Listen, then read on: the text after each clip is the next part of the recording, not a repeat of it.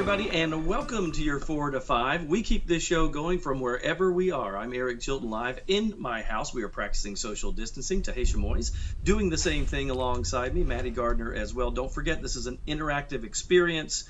We are live on Facebook right now. Just make sure you go into that live feed. Use that hashtag 4 to 5. Keep talking to us. It is a two-way street on this show, right, Maddie?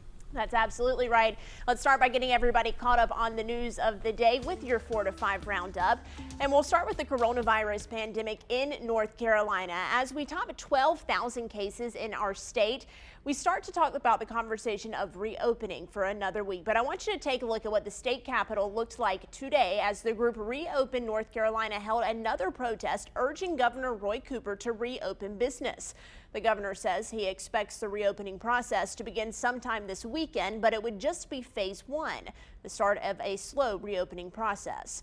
This week, healthcare workers counter-protested. They're urging state leaders to leave a stay-at-home order in place and keep non-essential businesses closed. We'll hear from Governor Cooper coming up in just about an hour. You can watch what he says live at 5 p.m. here on WFMY News 2. As we keep an eye on the reopening process, testing is expanding across the state.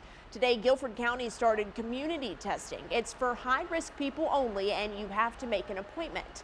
When you make that appointment, you will be pre-screened over the phone to make sure you're a candidate for the testing, and then they'll tell you where to go. You'll stay in your car for the test. They are offered Monday through Friday from 10 a.m. until 3 p.m. And a North Carolina racing icon is stepping up to help keep the front lines safe. Today, Richard Childress donated goggles, face shields, and 10,000 face masks to the Davidson County Sheriff's Office. The face shields were made by Richard Childress Racing. The PPE supplies will now be distributed out to all law enforcement workers and emergency responders in Davidson County. Well, Greensboro police need your help tracking down this woman. They say she tried to rob the Home Depot on Wendover Avenue on Saturday. According to police, a store employee confronted her, and that's when the suspect reportedly threatened to infect the store worker with coronavirus. The woman ran out and left in a dark-colored Toyota 4Runner. If you know who she is, call police. All right, let's check the forecast now with Chief Meteorologist Tim Buckley. Hey there, Maddie. Yeah, today in studio, tracking what could be a busy evening across our area. We actually just have received new information. This is a severe thunderstorm watch. All the areas shaded in pink here, basically including Randolph, Davidson, Davie County, Montgomery County, Chatham County. South, you have a severe thunderstorm watch until 11 o'clock this evening. We use the word watch. What that means, there's no storm activity right now that's happening. It just means the ingredients are there for storms to form, and that'll be something that we keep an eye on over the next several hours. I think we'll be pretty quiet through 5 and 6 o'clock here, but later from about 6 o'clock to 10 o'clock, that's when things could get busy. Let's look over by Asheville, North Carolina. That's where some storms are just now starting to pop up. The reason the threat is mainly south of Interstate 40, notice how it's warmer there. We have some 70s and upper 60s. Farther north, just mid 50s, a big difference. That cooler air and drier air, as I show you the dew points, not going to be as easy to pop some storms north of I-40. So mainly a south of I-40 storm threat this evening. Here's Futurecast. This is over the next 2 hours as we go towards 7 o'clock. Still pretty quiet as it shows, but look how busy it could get between 8 and 9 and 10 o'clock. That's when the radar could be lighting up. We'll watch for the possibility of some hail, maybe some damaging wind gusts as well. There is a low tornado threat I want you to be aware about, mainly south of Interstate 40. And again, that's primarily between 6 o'clock and 10 o'clock this evening. We will be on top of that for you. And coming up, we'll talk more about the weather behind this system. We'll have cooler air and windy air pushing into our area for Wednesday. It'll stay cool for much of the rest of the week. We'll have a look at the 7-day coming up in a few. Let's dig deeper into the state's new coronavirus relief bills. Now, the headline is the more than $1.5 billion in relief money funding various relief efforts. But there is more to this bill than just the money that is being allocated. Governor Roy Cooper signed those bills into law on Monday, and a chunk of the money goes to schools, funding feed programs, summer learning programs, and giving districts money to buy more computers. But as we mentioned, the bills do more than give money. They also laid out some new school policies, adjusting the final grading system that students will be judged on. Local districts had made similar decisions like moving to pass-fail grading, but now statewide, principals will get a bigger say on which students move on. The relief bill also adjusts when students will go back to school. The next school year will start on August 17th, a week earlier than normal. Now, we're also learning about the federal government's efforts to get money to small business owners. The Payment Protection Program provided $176 billion in the second round of funding. Now, that happened last month. The money helps small businesses pay employees while closed. As of last Friday, more than half of that money was gone, and a good chunk of it went to small businesses in California. Thousands of businesses applied and are still waiting to find out if they will get any of that money that's left. Well, you will need a boarding pass and a face mask to get on an airplane. Nearly every major U.S. airline is now requiring passengers to cover their face to slow the spread of COVID-19. Delta, JetBlue, and United are already making passengers wear a mask. Frontier and Hawaiian Airlines, their rule starts on Friday. Alaska, American, Southwest, and Spirit's rules all take effect next week. Allegiant Air has not made masks mandatory, but they are giving each customer a kit that includes a mask, gloves, and cleaning wipes. Carnival Cruise Lines is already planning to set sail amid federal orders that they are stopping them from disembarking. The company says it will resume service on August 1st with 8 ships operating from 3 U.S. cities. Cruise lines, of course, were forced to stop passenger service because of COVID-19. More than 1,500 people on Carnival ships were infected and dozens died. The CDC extended a no-sail order for cruise ships, saying it was necessary to protect Americans. So I ask you on my Facebook page, when will you feel comfortable going on a vacation, and will you change the way that you travel? Kathy Fowler-Lucan said, absolutely, we'll go on a cruise. The sooner the better. I have always felt safe, and as long as you take precautionary measures and wash your hands, you should be just fine. Dan Field said, I'm probably going to opt for staycation and day trips for the foreseeable future. And Eric Ayers said, I will vacation, however, I will be much more cautious than before, such as wearing a mask, etc. All right, Chilton, so as you know, my sister who lives in Texas is expecting twins at the start of June, and Yes. obviously want to go see them, but my family is planning on driving there so we don't go to the airport, get on an airplane, maybe get some of those germs, and then, heaven forbid, give them to the new parents or the new babies. So yeah, we're looking at an 18-hour drive. I was going to ask you how long that would be. Yeah, I think for me, I still would do a vacation maybe toward the end of the summer or a fall type of thing. But even then, I am going to be a little bit paranoid about it. I guarantee you we will be Cloroxing and wiping down if we do anything at all for the rest of this year. I think people are probably going to be cautious. Yeah, pretty cool there. All right, everybody's got their own things. Everybody's got their own things. All right, Tahisha, let's see what's coming up next.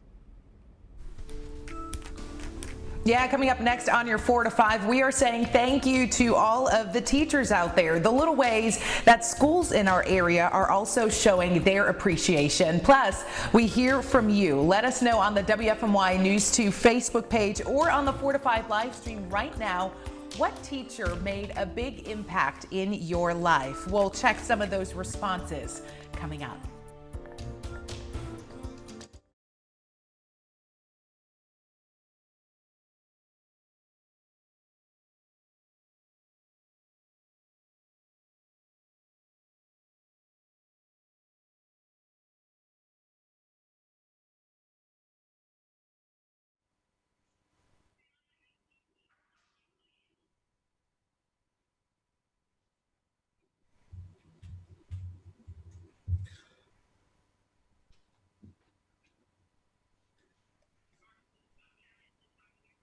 Mic check, mic check. 1, 2, 3, 4, 5, 6, 7, 8, 9, 10.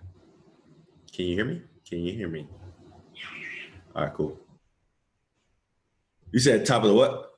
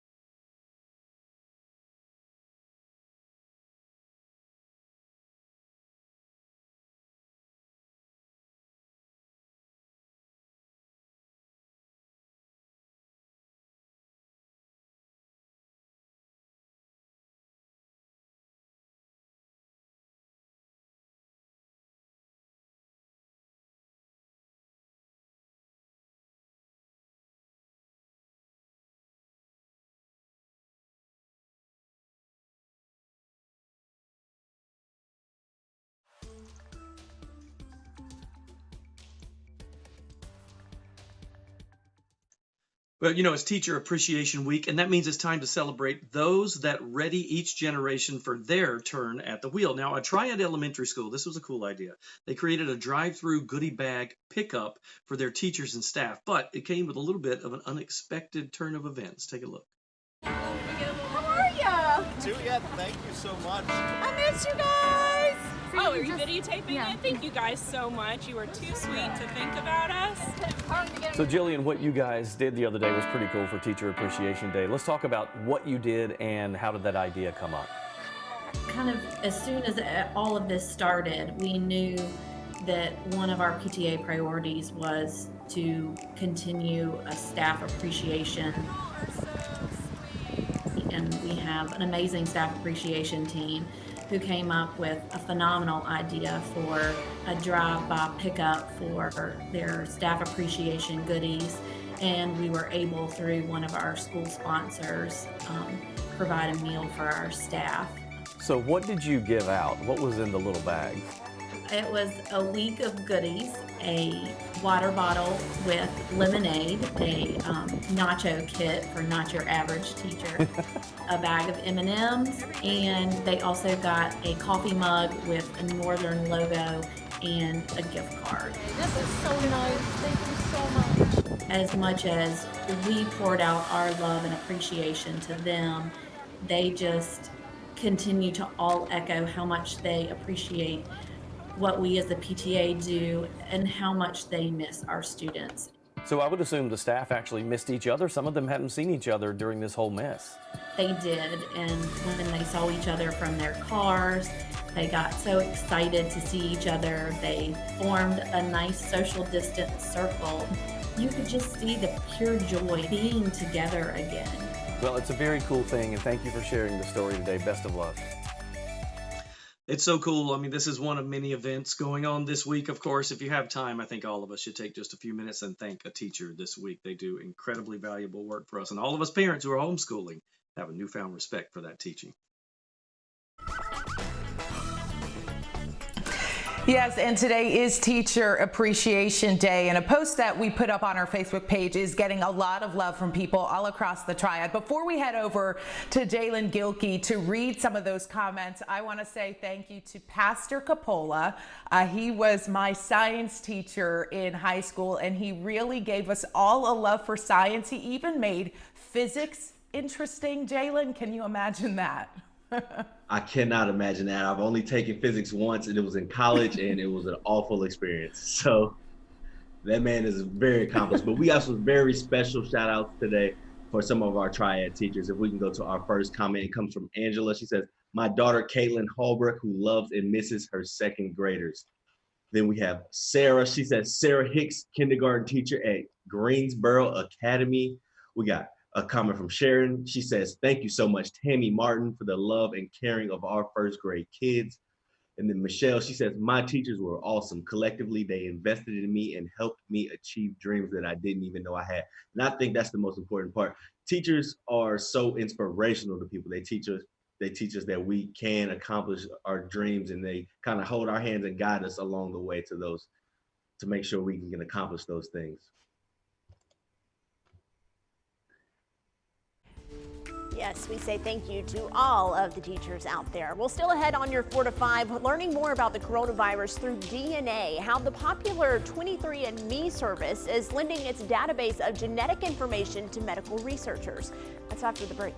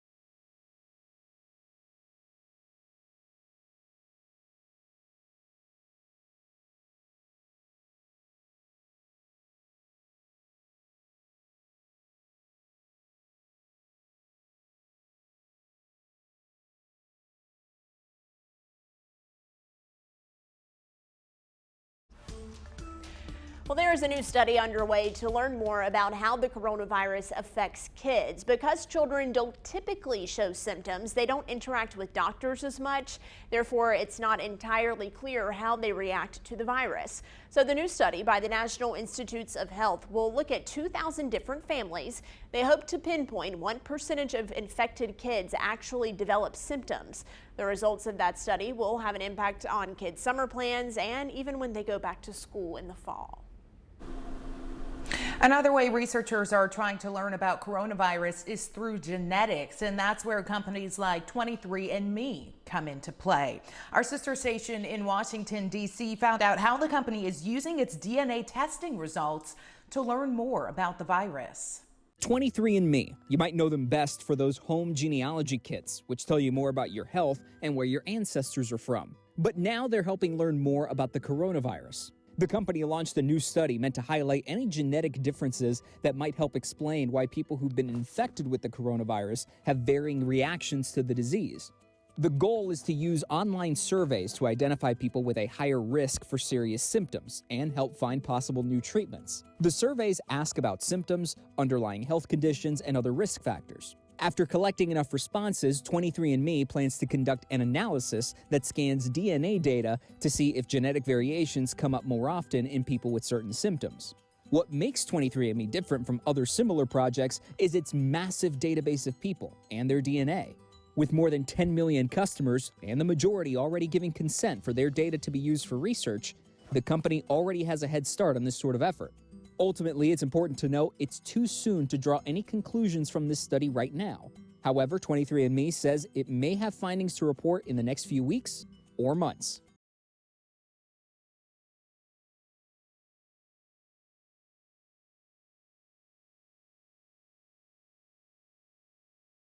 Practices.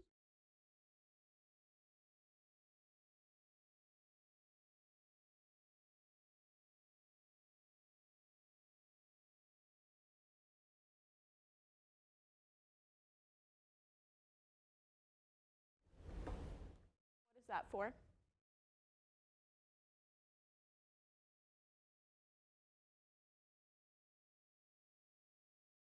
That properly.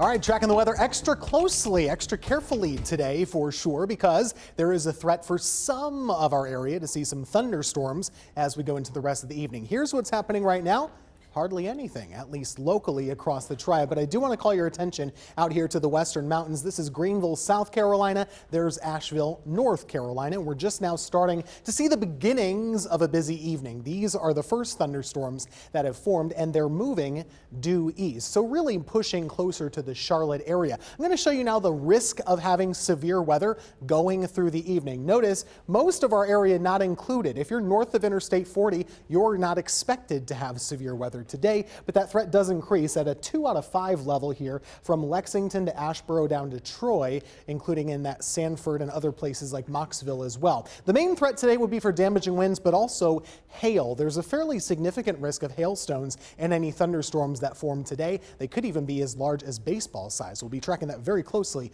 in the southern Piedmont. The good news for us is the tornado risk is not really here in the Triad. It is farther south. So if you're in Troy and Montgomery County, you want to be paying extra attention as we go into the evening. Here's what Futurecast has to say. Notice most of the storms forming south of Interstate 40. That's the theme today, south of 40. This is around 9 o'clock. As we go toward 10 and 11, things are quieting down. So the main window between 6 p.m. and around 11 p.m. for that chance of storms, mainly south of Interstate 40. Quick look at the 7-day forecast. I will sum it up in just a couple words. It's cool and chilly at times. By Mother's Day morning, we could have a patchy light frost. It's possible. All right, let's get you caught up on a few non-coronavirus stories for a change here. Hey, the makers of Ritz crackers, they're doing a recall at some of its cheese and cracker sandwiches because they're actually filled with peanut butter. So the company says that the outer packaging on the box says it's cheese, but when you look at the individual packages, they are correctly labeled, but they're peanut butter crackers. This affects boxes that come in packs of 16 packs of crackers. Most, by the way, had the best if used dates. They were around September and October of 2020. We have more specific information on our website. Just go to WFMYnews2.com. Now on to one of our favorite stories, and I'm going to start this by saying, kids, do not try this at home. I read this morning, could not believe it. How about this 5-year-old Adrian? He was bored at home and decided to take the family car out for a joyride. Yes, he's 5 years old. He was about to hit the highway when a Utah State Trooper pulled him over about 2 miles from his house. When they asked Adrian, "What are you doing?" the 5-year-old says, "Driving to California. I'm going to buy a Lamborghini."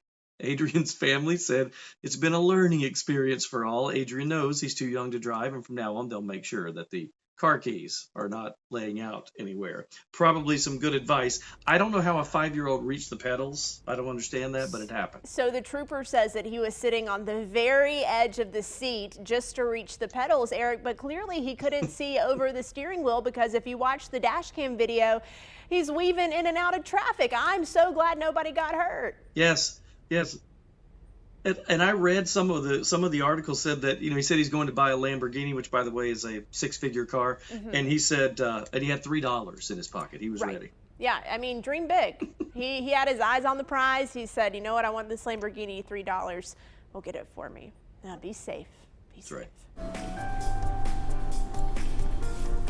WFMY News 2 is helping families give seniors a reason to smile with what we're calling our senior shout out. So we're asking you to send pictures of your graduating seniors and a list of their accomplishments so that we can share that with all of our viewers. So our first graduate is Isaiah Smith. He is a senior at John Motley Moorhead High School. He played football, basketball, and ran track. His family says he's always looking for entrepreneurial opportunities like doing yard work for others as a way to earn money. Isaiah has plans to go to RCC, then transferring to NCANT to pursue an engineering degree. We also want to recognize seniors of all classes, so check out Will. He's a student at the University of Florida. Will is graduating with his PhD in chemistry. So as you can imagine, that's a lot of school now in the books. Congratulations to you, Will. And here is Katie Wright, a senior at Rockingham Early College High School. Her family says this is not the way Katie or her family expected her senior year to be. Despite that, Katie has a great attitude, writing, quote, "The tassel was worth the hassle." Well, if you want to share your senior shout outs with us, just find the submission form on our website. You can submit photos of your senior, but not professional ones. Give us their name and their high school, and you can also include a personal message with your shout out. Big congratulations to the class of 2020. The 4 to 5 will continue right after this break.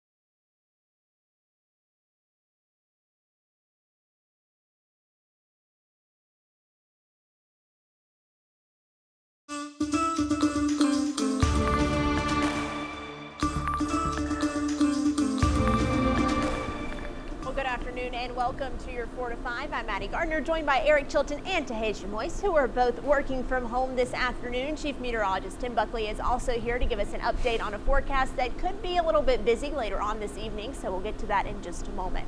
But first, we'll toss it out to Tim.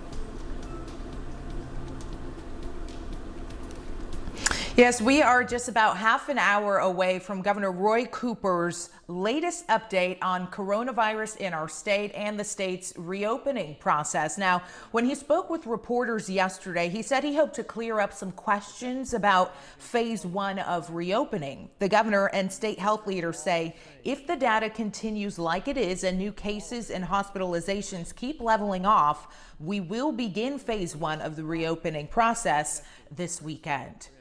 Rudd Farms in Guilford County is back open and selling strawberries and tomatoes to go. The farm shut down, if you remember, a few weeks back after multiple employees tested positive for the coronavirus. The owners say they talked with health officials and there was no concern about the virus spreading through berries. Today, Rudd Farms will be open until they're sold out. Each car is limited to 2 large 4-quart baskets. Now, after 2 months working really just out of the White House, President Donald Trump is making his first trip during the coronavirus pandemic. Right now, the president is on his way to a facility in Arizona, Honeywell facility, that makes N95 masks. Since the outbreak started, his travel has been limited to reduce the virus and his exposure to the virus, I should say, and also protect the large team of staffers and security he travels with. And Nike is helping keep frontline workers on their feet. The company will donate 32,000 pairs of Nike Air Zoom Pulses to healthcare systems across the U.S. The Nike Air Zoom Pulse was actually tested by healthcare workers in Oregon before it was rolled out to stores. Now let's head over to Chief Meteorologist Tim Buckley, who is keeping a close eye on the forecast for us. Thanks, Tahisha. We do have yet another one of these strong to severe thunderstorm risks. It seems like about once a week over the last couple of weeks we've had something to watch, and that's the case again today. I want to showcase this. It's a severe thunderstorm watch in this shaded area in pink from Lexington, Asheboro areas south of that. You have a severe thunderstorm watch until 11 o'clock this evening. The reason is it's warmer, it's more humid in these areas and might be a little more conducive to storms over the next few hours. It means the ingredients are there, even though there aren't any storms right now on radar. And there won't be for at least a couple more hours. We're just now starting to see the beginnings of this threat developing south of Asheville. This is over in the North Carolina and South Carolina mountains. The storms today should be moving primarily just from the west to the east. So due east would be the motion as you're tracking these at home on your News 2 radar app over the next several hours tonight. Notice how cool it is to the north, but how warm it is to the south. 55 Reidsville, 75 in Troy. That's why the risk is higher down there. There's not just more warmth, there's also more humidity. The dew points are higher down there, okay? I want to show you futurecast. This is around 7 o'clock tonight. Here's around 8 and 9 o'clock. Notice the storms forming primarily in this area. Looking at a threat of hail that could be quite large, damaging wind gusts, and a low tornado risk. But there is a low tornado risk for those areas. This is mainly for the areas I showed you just there on the map, primarily looking at a couple damaging wind gusts, some hailstones, and a low tornado risk. And those storms will be moving through between 6 and 10 this evening, and then we'll be clearing out. Coming up, we'll talk about the forecast for the rest of the week, which continues to look pretty cool. Another big story today, retailers are starting to limit the amount of meat that customers can purchase at one time. And this comes as supply issue concerns continue to grow with several coronavirus outbreaks at processing plants across the country. Several state governors announced new testing measures and workplace safety as several of those processing plants reopened this week. But until production is back up to full speed, you can expect some gaps at the grocery store. Reports online started circulating today that Wendy's restaurants were running out of meat and not able to make hamburgers. So we reached out to the restaurant chain and they sent us this statement. It reads in part, "We continue to supply hamburgers to all of our restaurants with deliveries 2 or 3 times a week, which is consistent with normal delivery schedules. However, some of our menu items may be temporarily limited at some restaurants." So Tahisha, I know that people are talking about this on your Facebook page. Yeah, Maddie, I had asked people, if they were having trouble finding meat, because I know myself, I have. Every time I go to the store, it's the ones that are really expensive or they have nothing at all. So let's get into some of the comments. Wanda writes here, "Yes, I have to go all over just to find a hamburger. I was in Food Line this morning and they were waiting for the truck, but didn't know how much meat he would get in." Princess Johnson writes here, "I use Instacart and wait for them to tell me what's there. LOL, my anxiety just can't right now." And Michelle writes, "No, I've been shopping at certain stores that always have it in stock. It's more costly, but worth it."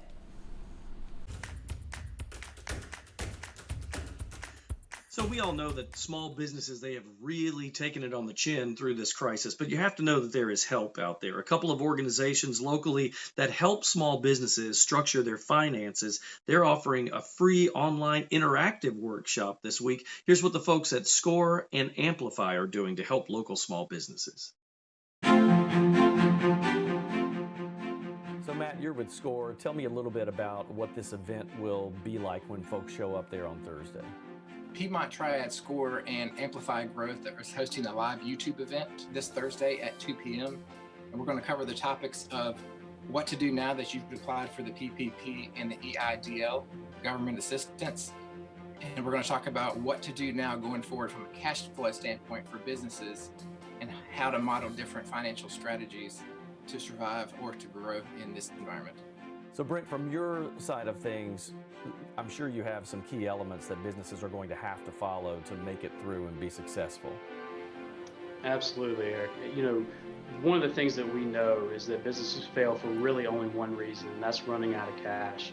And so right now, understanding how to forecast your cash and how to make sure to take advantage of all of the programs, both federal and state, that are out there that are applicable to you and how they all interact is extremely important.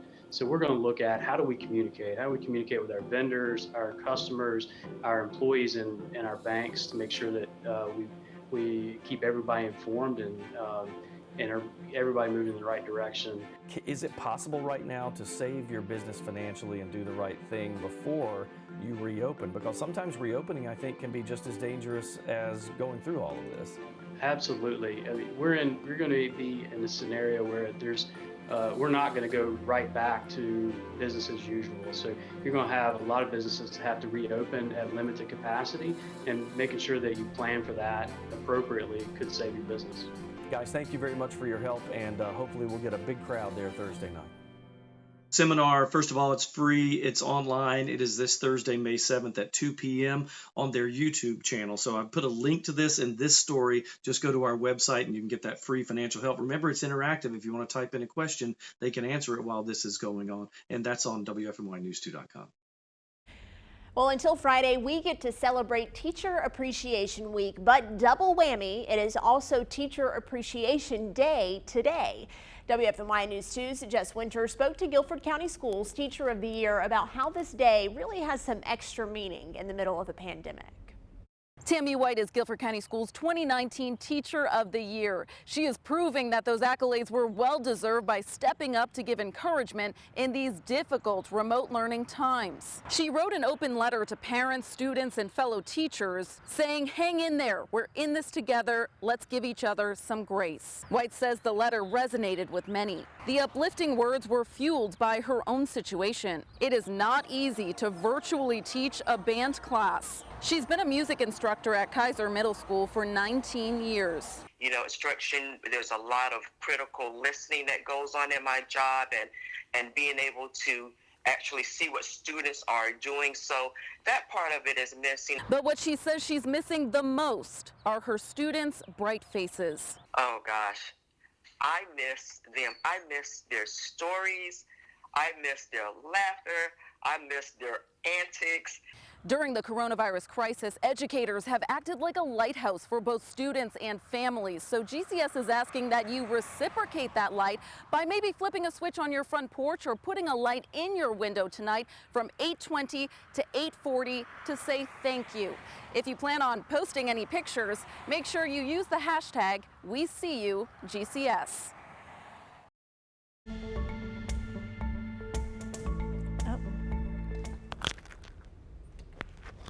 Okay, I want to be able to show this, so we're having a few little technical difficulties, but it's going to come up the right way. Okay, here we are. Maddie Gardner's name and Maddie Gardner's digits, but I have scratched out your digits, Maddie Gardner, so that you do not get calls. Oh, and I really appreciate this. So what Tanya is showing you over there is actually a to-go food slip from a takeout order that I got the other night. All right, so Maddie sent this to me, so you can come over here and look at it again. And I immediately thought when I looked at this, there's a problem here, and I'm not the only one who saw the problem. Here's BBB's Lachelle Yates. The danger is that scammers could take that information and pretend that they're calling from the restaurant that you ordered takeout from. And they could say something like, we're giving refunds or we're giving rebates to our really good customers. We don't have your credit card number on file. Can you just read it to me over the phone and we'll get that all taken care of for you? Alrighty, so we're going to be talking about that at 6 o'clock. What steps you can take to make sure that those takeout slips aren't going to cause you trouble later on. Hey, we're also talking money and unemployment and new jobs, right? Text your questions to 336-379-5775. We have an unemployment and jobs expert taking your questions. Remember, these are text questions, and that is 336-379-5775. All right, coming up after the break, alcohol sales are up since so many people are staying home during this pandemic. But the group Talk It Out and See wants to make sure there's not a rise in underage drinking. How to have a conversation about the dangers with teens after the break.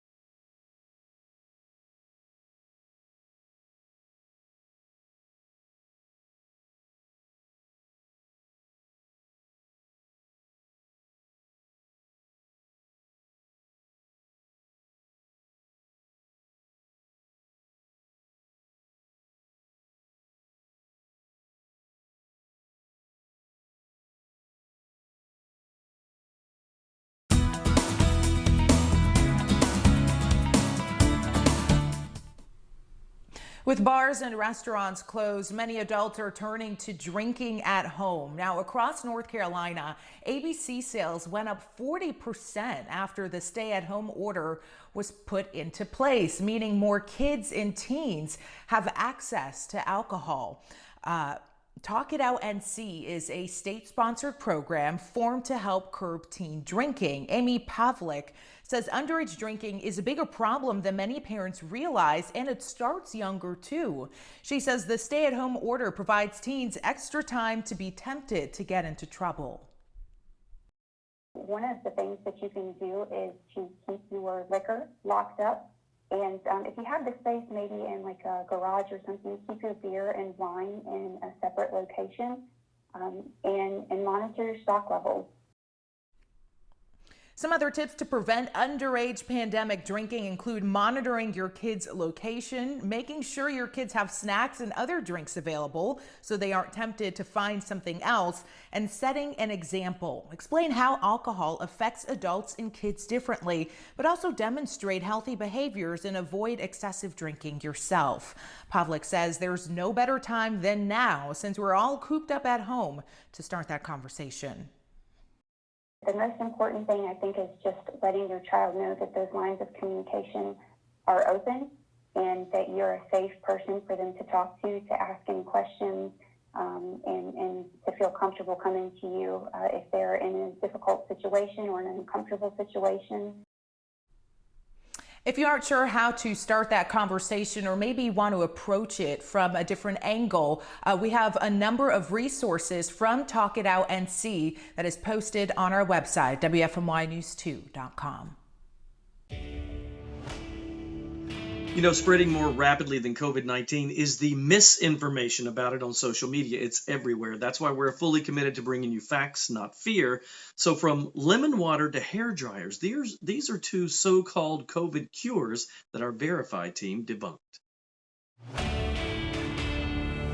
The Verify team is here to shut down misinformation on social media. And we've been busy. Our inbox has been filling up with questions about some of these do-it-yourself remedies that are spreading online. So let's take a look at two of these viral claims to find out if they're true. Question 1. Let's verify, will drinking hot lemon water with baking soda kill the virus? To find out, we contacted one of our sources, a microbiology expert at the George Washington University School of Medicine and Health Sciences. He tells us that coronavirus attacks your respiratory system as a whole, including the cells in your throat. And lemon water just doesn't have the power to reverse that. A free-floating virus at that point in the throat is very, very little.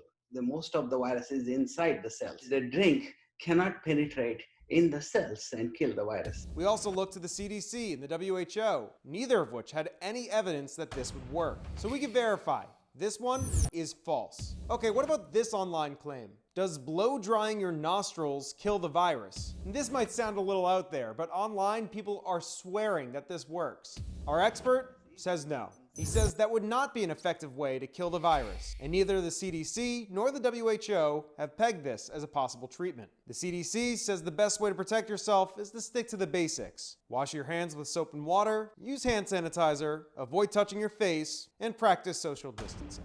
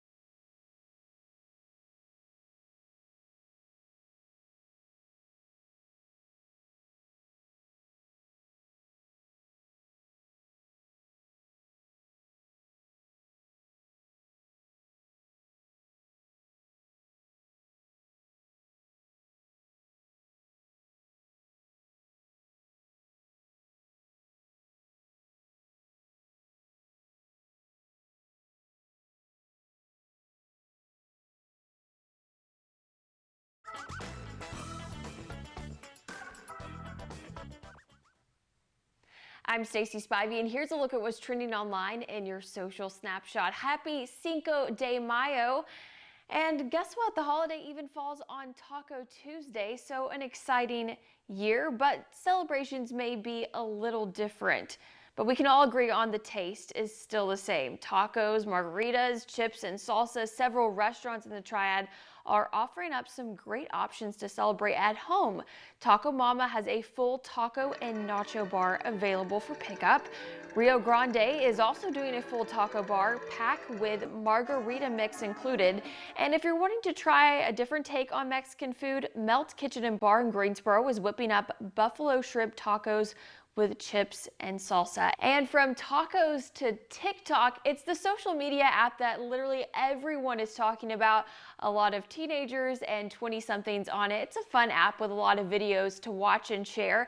And there's also challenges on there, like this one called the Don't Rush Challenge. It's where you video transformations, and a lot of people have done their hair and makeup transformations, but this group of Middle Bennett students did it to show off which college that they'll be attending in the fall. And congrats to those ladies on their schools of choice. That's a look at your social snapshot. Those videos just make me feel really old and uncool, and I'm okay with that. Here is what we're looking at with our weather. Everything's still quiet right now, but I want you to be paying attention tonight, mainly between 6 and 11, and especially in the southern Piedmont, because we're starting to see severe weather developing south of Asheville, North Carolina. These storms are tracking due east today, okay? Severe thunderstorm watch until 11 o'clock includes Montgomery County, parts of Randolph, parts of Davidson, and parts of Davie County, all the way through 11 o'clock tonight. We'll have live radar for you through 6:30, and we'll be live on Facebook much of the evening for you as well. For tomorrow, 50s in the morning, 60s for the afternoon. There is still a risk of a shower, even a thunderstorm Wednesday afternoon, just a small chance. Thursday's fine, but look how chilly we are. Saturday 59 for the high, 37 Mother's Day morning. That does not happen very often. Might even have to cover those plants.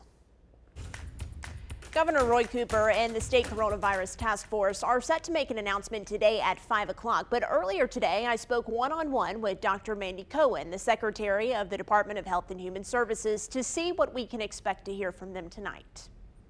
Essentially, it's going to open up a number of the businesses and to allow folks to leave their home for more purposes. So I think that this will help us start to get back to what is going to be our new way of interacting in the world.